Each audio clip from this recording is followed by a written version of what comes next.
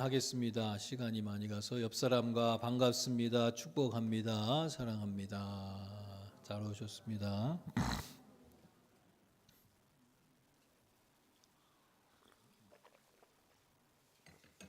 오늘 제목은 영적 사역입니다. 우리가 고린도후서를 계속 보아오면서 바울은 자신을 깎아내리려고 하는 고린도 교회 내의 성도들, 이른바 바울의 적대자들입니다. 적대자들에 대한 자신의 입장을 변호하는 말이 계속 고린도 후서에 이슈를 다른 것을 언급해도 항상 그 배경에 깔려 있는 것을 우리가 확인해 오고 있습니다.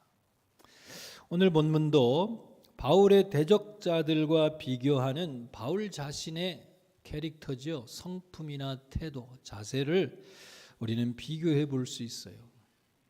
그리스도인의 사역자들, 그리스도의 사역자들로서 우리가 가져야 할 태도나 자세에 대한 교훈을 오늘 바울의 성품을 통해 우리는 배울 수 있습니다. 첫째로 모든 그리스도인들은요, 영적 사역을 하는 자들이다라는 것입니다. 바울은 자신을 비난하는 사람들이 바울을 육신에 따라 행하는 자라고 비난하는 것을 언급하고 있어요. 2절에서. 육신에 따라 행한다는 이 말은요, 인간적 기준으로 또는 육정을 따라 세속적인 동기로 이런 말들로 다른 번역본에는 번역되고 있어요. 바울이 자신의 욕심을 위해 인간적인 어떤 성취를 위해 이해관계를 추구해서 저렇게 사역을 한다는 비난을 하는 거예요. 바울은 이런 비난에 대하여 자신은 그들의 비난과는 달리 하나님의 능력에 의지하여 사역한다고 당당하게 말하고 있는 것입니다. 그들은 바울을 육체적이라고 말하지만 바울은 영적이라는 거예요. 영적 사역을 하는 자라고 바울은 말하고 있는 것입니다. 하나님의 능력은 하나님을 아는 것을 대적하여 높아진 견고한 진을 능히 무너뜨린다고 오늘 10장 우리가 다 읽지 않았지만 10장 가운데 언급되고 있는 거예요. 이 견고한 진은 5절에는 모든 이론과 생각이라고 부연 덧붙여지고 있어요. 다시 얘기하면 하나님을 부정하는 이 세상의 모든 학문과 사상을 통틀어서 말하는 거예요. 이게 견고한 진입니다. 세상의 학문과 사상은 하나님을 적대시해요. 하나님을 인정하려고 들질 않아요. 그리고 그것은 너무나 견고해서 그것을 무너뜨리거나 넘어가기가 참 만만치 않다는 거예요. 그래서 요새 스트롱홀드라고 얘기하고 있는 것입니다. 바울은 에베소서 6장 12절에 우리의 씨름은 혈과 육을 상대하는 것이 아니요 통치자들과 권세들과 이 어둠의 세상 주관자들과 하늘에 있는 악의 영들을 상대함이라. 6장 12절에 그렇게 말씀했습니다. 결론적으로 맨 마지막에 그리스도인들의 싸움은 궁극적으로 악의 영들, 저 하늘에 있는 악의 영들, 영적 싸움, 영적 전쟁이라는 거예요. 그리스도의 믿음의 싸움은 영적으로 맞서야 되는 거지 물리적으로, 몸으로, 육체적으로 싸울 일이 아니라는 것을 말하는 것입니다. 이 악한 영은요, 이 세상의 통치자들과 권세들과 어둠의 세상 주관자들을 그의 마치 하수처럼 그 배경 속에 이게 다 뭐지요? 세상의 권력 기구들, 권위자들입니다. 그 배후에서 하나님을 인정하지 않는 불신앙의 세계를 구축하려고 그 배후에서 작전을 구축하고 있는 게 바로 마귀다. 그 배경에는 악의 세력 마귀가 있다는 거예요. 세상의 권력과 권위들은 무엇입니까? 정치, 법률, 경제, 교육, 언론이나 방송 또는 엔터테인먼트나 스포츠와 같은 이런 영역들의 기구들이죠. 결정권을 가진 자들이나 그 조직들 배후에 하나님의 가치관을 인정하지 않는 성경적 세계관을 부인하는 그런 일들을 입법화해 정책화해서 법률화해서 온 세상이 따라가도록 만들어요. 우리가 살다 보면 세상에 그렇게 배운 사람이 많고 똑똑한 사람도 많고 학교도 많은데 어처구니가 없는 일들이 세상의 법으로 원칙들로 정해져 가고 있잖아요. 남녀 화장실의 구분을 없앤답니다. 성평등, 성차별을 안 하다 보니까는 남녀 화장실에 사인도 없앤대요. 아무나 자기가 들어가고 싶은데 들어가래. 샤워실도 마찬가지예요. 남자, 여자 샤워실 구분을 안 해요. 몸은 남자인데 태어날 땐 피지컬리 남자로 태어났는데 자기가 성 정체성이 여자라고 생각하는 사람은 여자 샤워실 들어가서 샤워해도 불법이 아니에요. 오히려 그 사람들 못 들어오게 해달라 그러면 성평등에 어긋난다고 그 사람들을 타박해요. 지금 세상이 그렇게 됐어요. 이게 정상적인 세상입니까? 여성으로 성전환한, 예전에는 남자 몸을 가졌던 사람이 여성으로 성전환했는데 생물학적인 여자 선수들과 똑같은 여자 경기에 뛰어도 좋다. 아니 옛날에는 남자였는데 자기가 여자라고 생각해서 성전환했다고 그러면 그 체력과 힘을 여자 선수들이 이겨낼 수 있겠어요? 그러면 그게 평등이에요? 그게 불평등이지. 그게 불공정한 거지. 그런데 차별하면 안 된대. 이게 정상적인 사고방식이에요? 사람들이요, 누가 이걸 결정해? 올림픽위원회, 체육위원회 이런 데서 권력과 권위를 가진 자들이 그런 어처구니 없는 일들을 결정해요. 제 정신이겠어요? 그들의 배후에 악한 세력이 미혹해서 쉬운 말로 하면 미치게 만든 겁니다. 학교에서 기도를 하거나 성경을 읽는 것을 불법화해요. 어떤 아이가 집에서 읽던 성경책을 가방에 넣고 갔는데 학교에서 그게 발견됐어요. 선생님이 그게 아이가 성경책 읽으면 바르게 크겠죠. 그런데 성경책을 학교에 가져왔다고. 또 부모가 자녀에게 성경을 가르쳤다고 아이의 종교를 부모가 이렇게 영향력을 끼쳤다고요. 본인이 결정할 수 있는 종교적 자율권을 침해했다는 거예요. 그래서 교사가 부모를 신고했어요. 이게 정상적인 세상이에요, 이게? 어린 아이들이 요즘은 하도 동성애 많으니까 성전환이 많으니까 남자로 태어났던 여자로 태어났던 자기가 내가 남자인지 여자인지를 결정할 권리를 어린 아이에게 몇 세가 되면 물어서 결정할 권한을 줘야 된답니다. 그래서 본인들이 나는 여자아이인데 태어날 때는 나는 남자로 살고 싶어요. 그러면 남자로 성전환 수술을 해줘야 된대. 그게 법이야. 지금. 그러면 부모가 그거 관여하면 안 된다는 거예요. 그러면은 5살짜리 10살짜리한테 대통령 선거권도 주지. 정치권도 주지. 대통령 피선거권 나갈 권한도 주지. 어린아이가 무슨 사리 판단이 있다고 그거는 인권이라고 어린아이의 결정권을 보호해 주자는 차원에서 그렇게 해야 된다고 부모가 간섭하지 말라 그러면서 그러면 5살짜리들 국회로 보내죠. 이상한 세상 아니에요? 이게 미친 세상이지 이게 정상입니까? 이 세상의 입법기관에서 정치인들이 국회에서 이런 일을 결정하는데 그게 제정신 갖고 하겠어요? 스포츠위원회에서 학교 교육위원회에서 세상의 권위와 권력을 가진 자들의 조직과 그 사람들 배후에 악한 세력, 악의 근원 사탄이 역사하고 있는 겁니다. 예수님을 시험한 사탄은요, 굶주린 예수님께 기적을 통해 쉽게 돌을 빵으로 만들어 먹으라고 제안합니다마는 예수님은 사람이 빵으로만 살 것이 아니라 하나님 말씀으로 살 것이라고 대답하며 거절했습니다.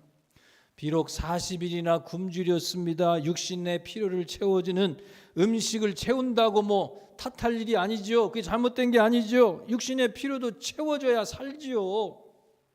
그런데 예수님은 그 극한 상황에서조차 사람이 떡으로만 살 게 아니다.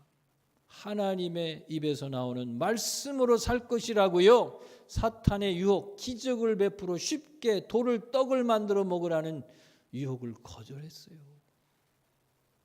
인간은 결코 어떤 상황에서도요, 육체적인 필요를 공급해서 그 근본적 허기가 채워질 수 없는 존재, 영적 존재라는 거예요.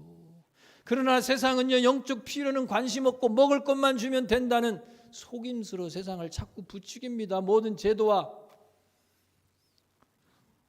공권력의 활동들이 다 그런 데 맞춰져 있어요. 사탄은 천하만국 부귀영화를 보여주면서 자신에게 경배하면 이것들을 다 주겠다고 유혹합니다. 세상의 권력과 그 부산물인 재물과 또 풍요를 믿기로 하나님이 아니라 마귀를 경배하도록 유혹합니다.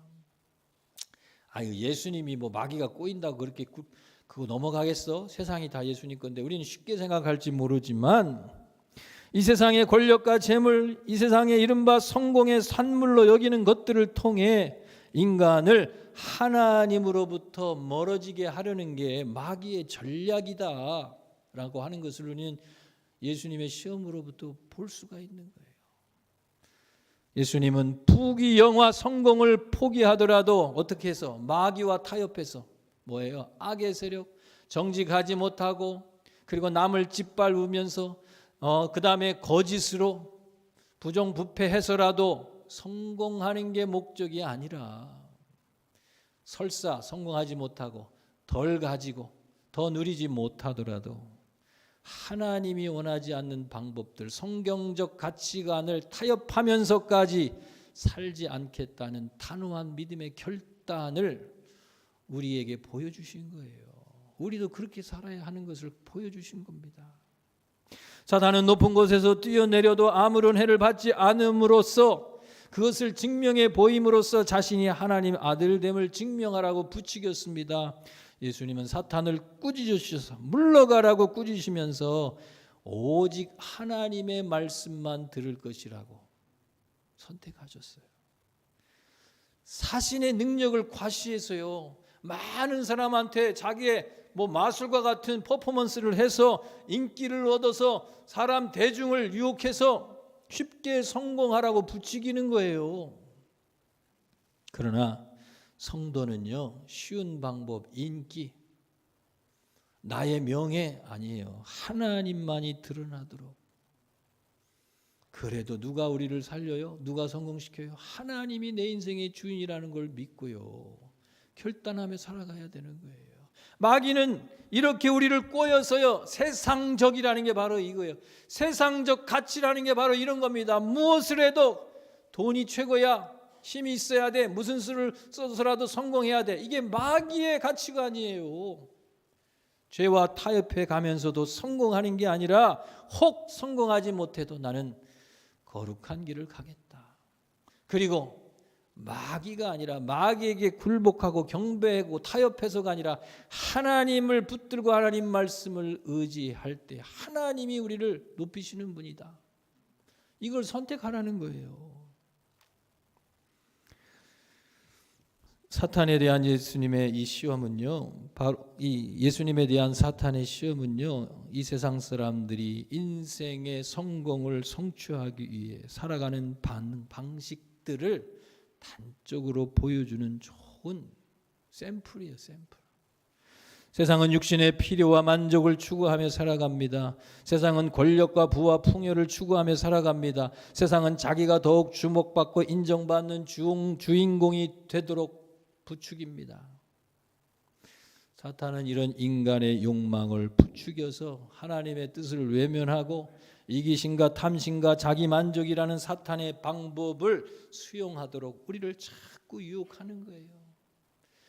이 영적인 싸움이라는 거예요. 영적으로 분별하지 않으면 다 타협하고 넘어가서 세상 사람들이 살아가는 대로 똑같이 살아간다는 말입니다.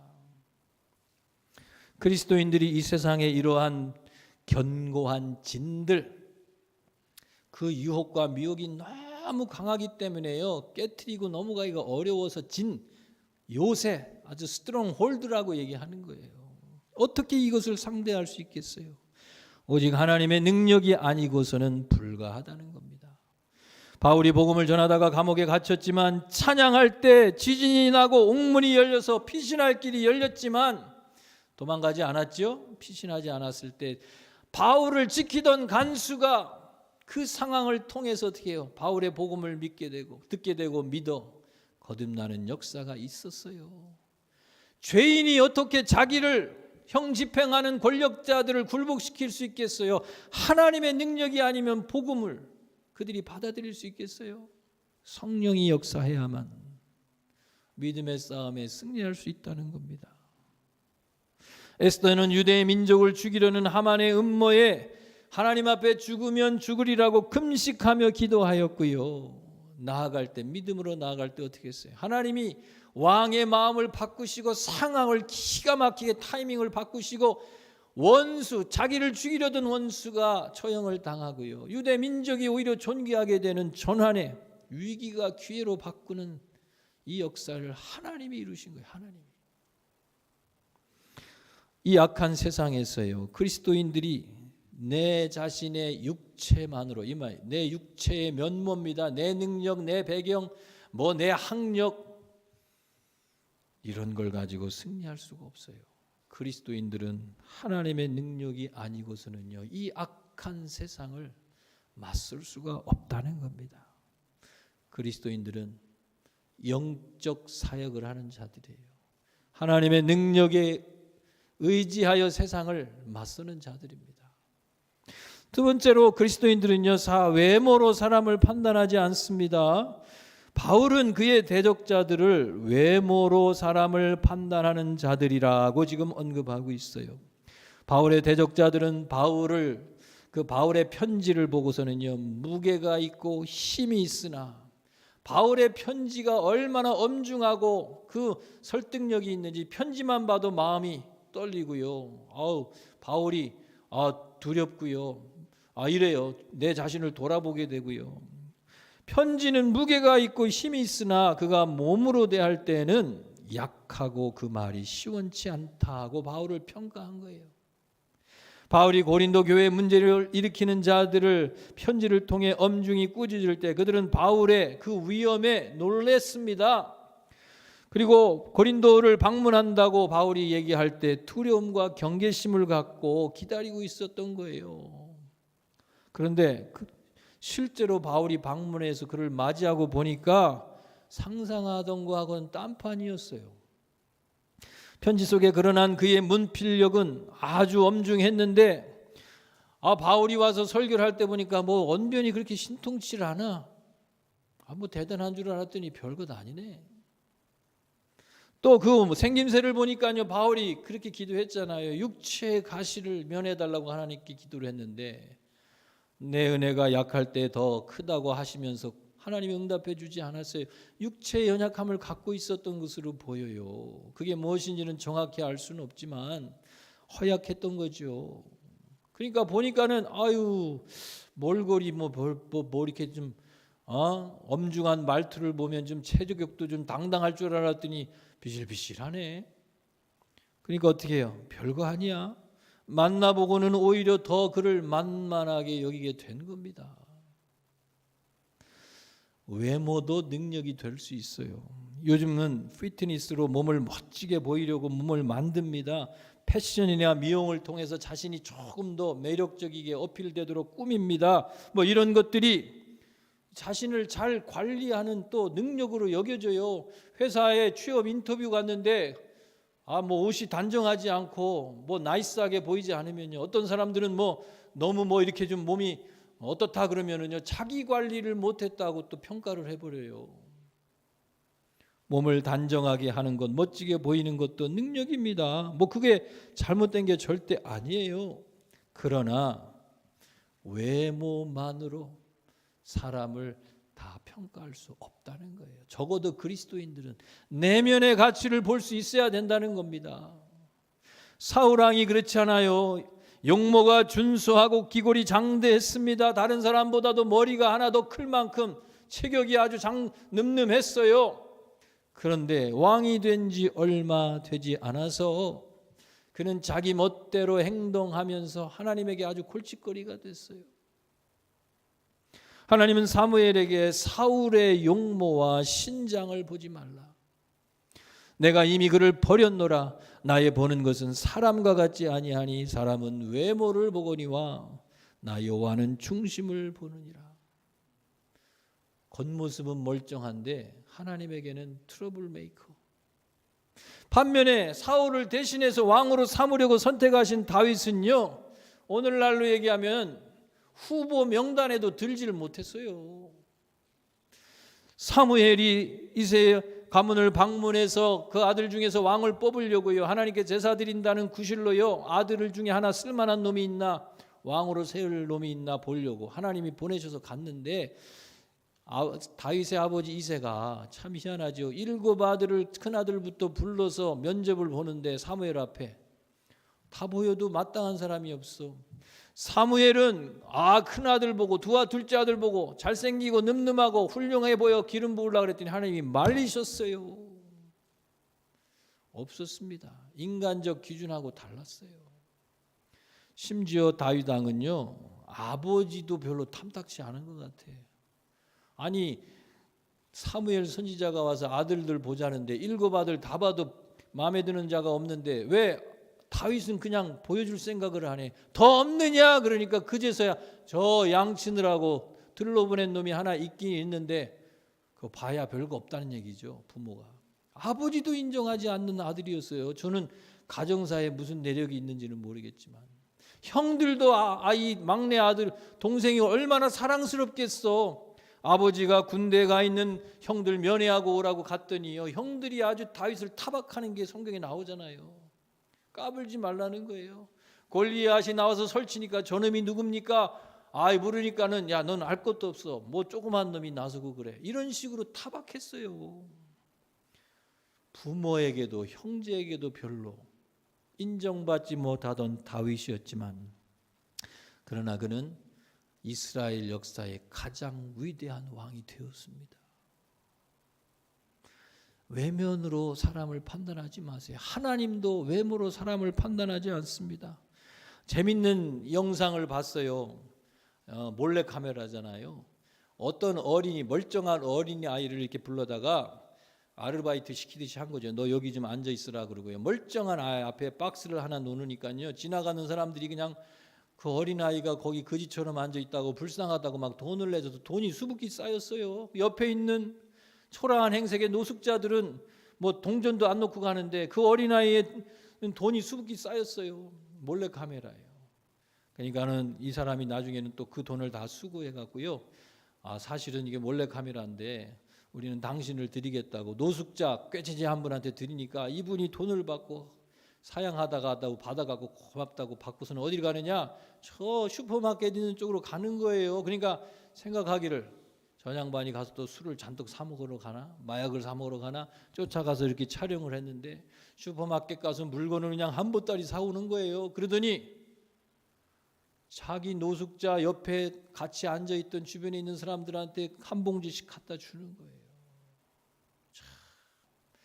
우리 안에 이 선입관이 그런 겁니다. 어린아이가 길거리에 앉았으니 얼마나 불쌍해. 나이 든 사람은 멀쩡한 인간들이 빌어나 먹고 말이야 가서 그럴 시간에 일이나 하지.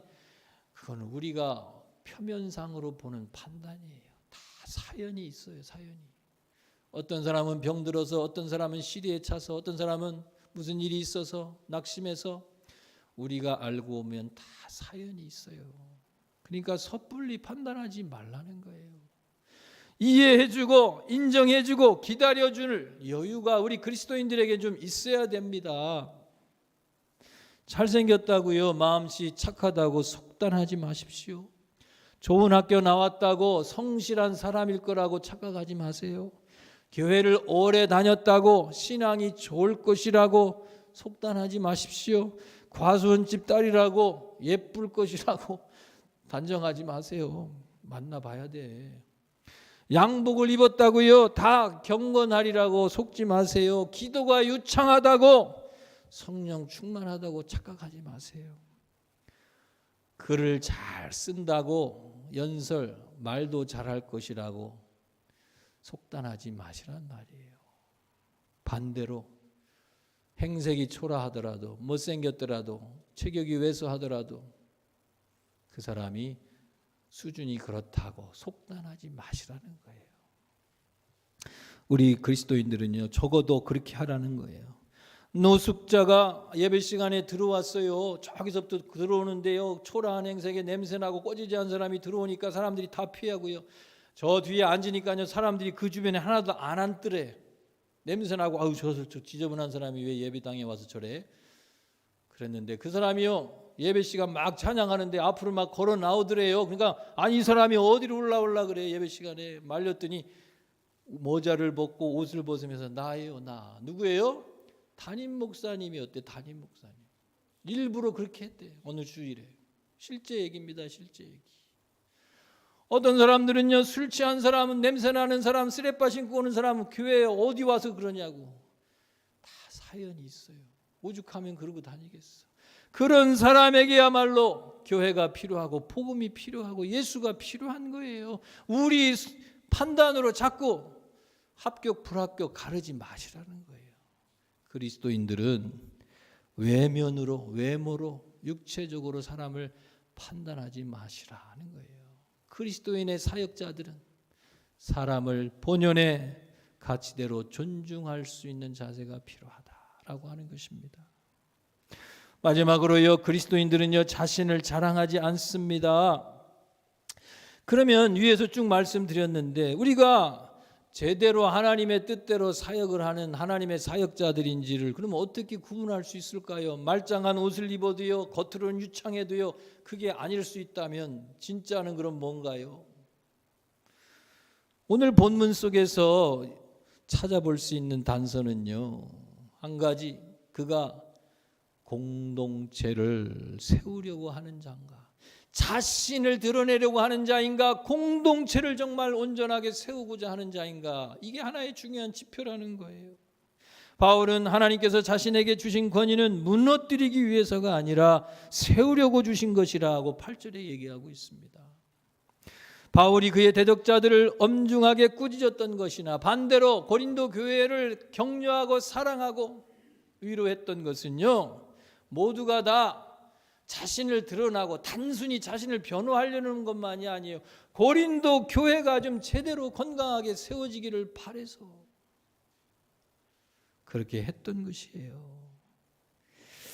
우리가요, 그리스도인들이 열심을 다하고 수고를 다하여 교회를 섬기는데, 나는 충성되게 교회를 섬긴다 그러는데 정말 그 수고와 열심이 교회 공동체에게 도움이 되는지, 아니면 결국 나를 드러내려고 하는 것인지 좀 주의 깊게 정직하게 돌아보자는 거예요. 인간적인 면모로는 대단하지만 그들의 사역이 결국은 교회를 어렵게 한 분들이 많이 있어요. 세계적으로 이름난 설교가들 가운데도 미안하지만 스캔들로 다 무너져 내리는 사람들이 있었어요.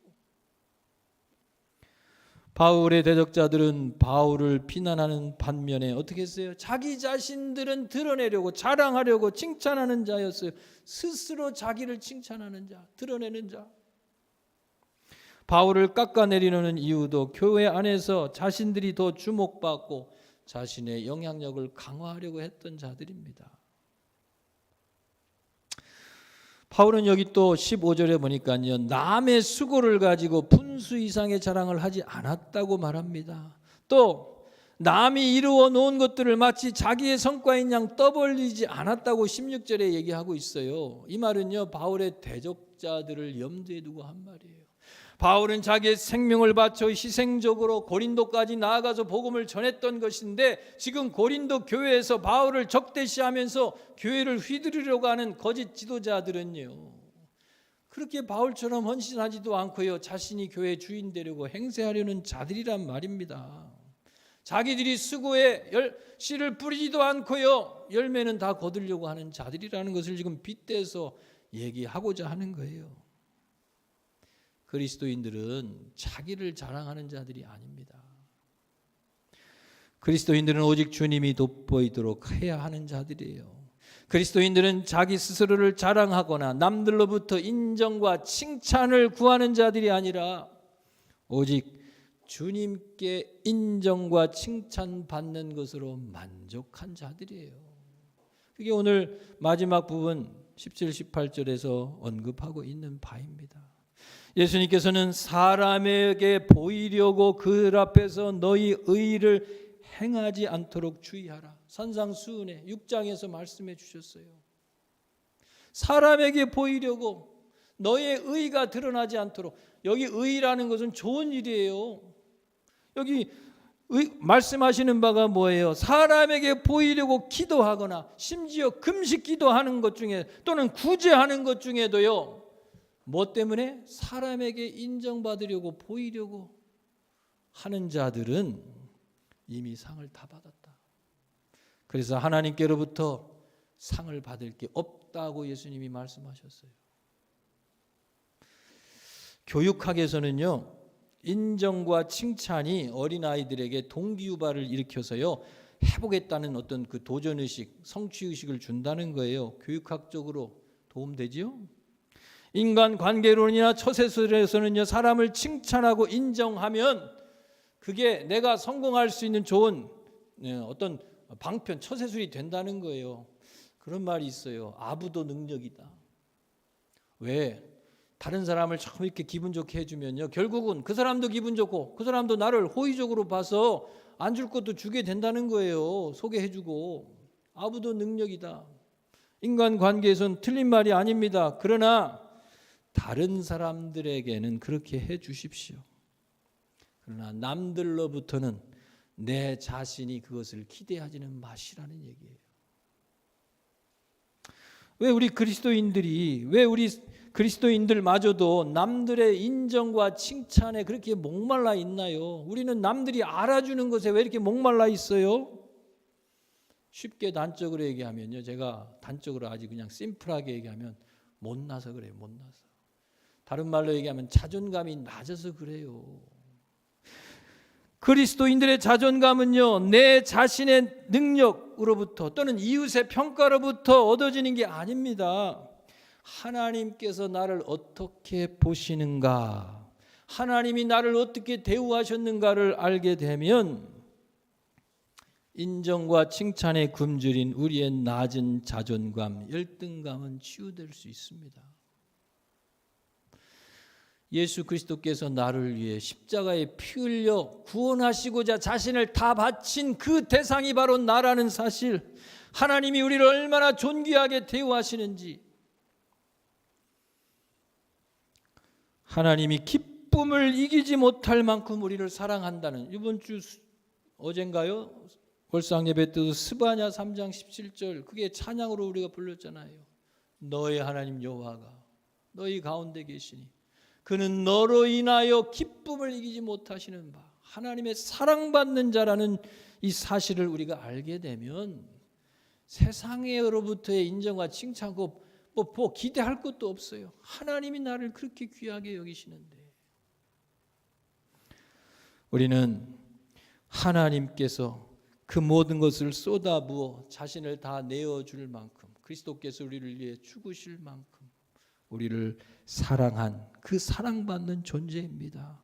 하나님께서 기쁨을 견디지 못할 만큼 사랑하시는 그 귀한 존재들입니다.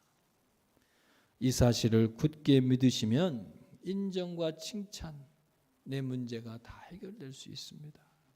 오늘 말씀을 마무리합니다. 그리스도인들은 하나님이 주신 능력으로 일하는 자들입니다.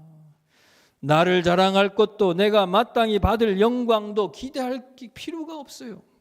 그리스도인들은 주님만이 드러나도록 겸손히 섬기는 자들입니다. 그리스도인들은 인간적인 면모로 사람을 판단하지도 않고요, 또 자신의 인간적 능력을 자랑하지도 않는 자들입니다. 그럴 필요도 없는 거예요. 그리스도인들은 나의 유익이 아니라 그리스도의 공동체가 세워지는 데 관심을 갖고요, 그리고 내가 초점받는 게 아니라 주님이 드러나는 데 관심을 갖는 자들입니다. 기도하겠습니다. 하나님 아버지, 우리로 하여금 나는 감추시고 주님이 드러나고 내 유익이 아니라 공동체가 잘 되도록 섬기는 자들이 되게 하여 주옵소서. 내 능력, 내 힘은 어차피 하나님 앞에 자격이 없습니다.